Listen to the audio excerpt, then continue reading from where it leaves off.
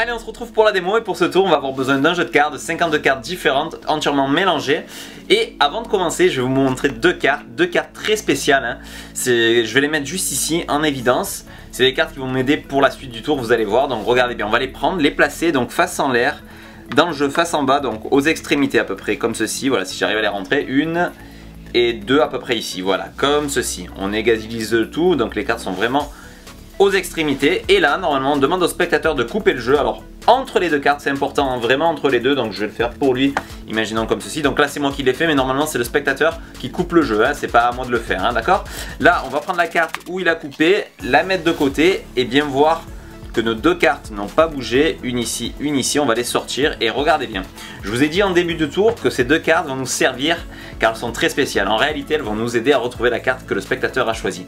Si vous regardez bien, regardez, on a ici un 7 et un valet de pique. Donc ce qui nous donne le 7 de pique.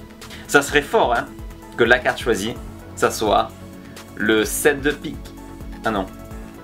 9 de carreau. Pourtant même si j'inverse, ça fait valet de cœur, mais ça marche pas non plus. Bizarre. Ah oui, en début de tour je vous ai dit que ces cartes étaient très spéciales. Mais en fait je parlais pas des faces des cartes. Hein. En réalité je parlais des dos des cartes. Oui, parce que là le spectateur a choisi le 9 de carreau. Mais si on regarde maintenant les dos, on peut voir nettement écrit 9 de carreau alors que les cartes sont rouges, différentes du reste du jeu. Et bien sûr tout est donné à l'examen. C'est pas mal non ?